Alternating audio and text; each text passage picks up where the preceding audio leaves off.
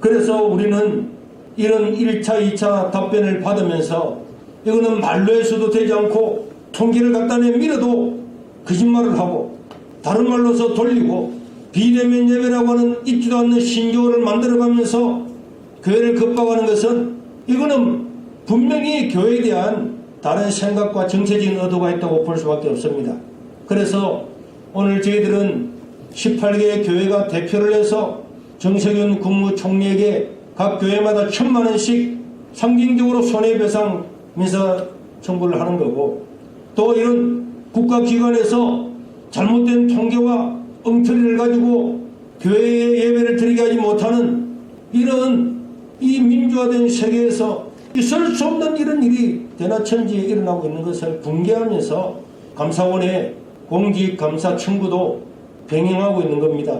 얼마나 많은 한국교회가 이런 잘못된 총리의 이 발언에서부터 시작되어서 대통령으로까지 모든 언론에서 지난 1년 6개월 동안 얼마나 교회를 호도했기 때문에 교회가 피해를 입은 것은 말로도 할 수가 없고, 제가 지금 오늘 아침에도 저 경남의 한 기도원에서는 확진자가 생겼다는 이유로 6개월간 지금 예배를 못 드리고 문을 닫고 그 폐쇄 명령을 지금도 붙여놨다는 거예요.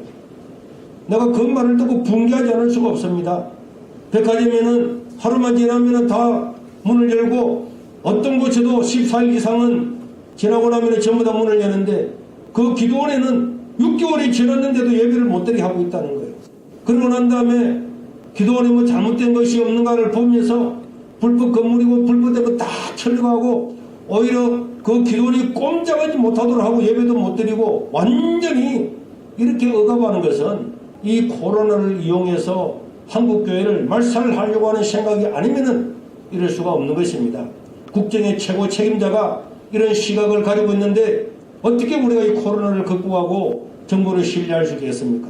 우리는 이렇게 민사소송과 공직감사 청구를 감사원에 청구함으로 말미암아서 이런 부당하고 엉터리 아무런 통계도 없는 그냥 말로만 해서 그 말이 허위 위에 모래 위에 씌워진 그 말을 가지고 정책이 위반되어서 전부 다 교회 문을 닫고 하는 이런 대나천지에 있을 수 없는 이런 일을 행하는 이 정부에 대해서 이런 소송을 통해서 알릴 뿐만 아니라 반드시 성소를 해서 이 정부를 심판해야 되겠다고 생각을 하고 있습니다.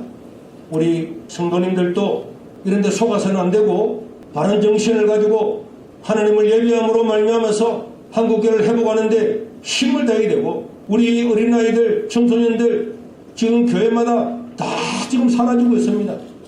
이 어마어마한 손해를 이 정부가 어떻게 책임을 지겠습니까? 돈으로 따지자면은 수백조를 해도 모자라지만은 우리가 상징적으로 18개 교회가 1,000만 원씩 손해배상 청구를 하므로 국민들에도 알리고 성도들도 바른 생각을 가지고 하나님께 예배하는데 힘을 다할 수 있기를 바라고, 또 전국에서 수많은 고발당하고 고소당한 교회들도 기죽지 말고 이 잘못된 통계에 의해서 잘못된 정책이 일어났기 때문에 우리는 여기서 승리하도록 해야 되겠고 하나님께 바른 예배를 드려서 한국교회가 회복하는데 힘을 다해야 될 줄로 믿습니다. 이상입니다.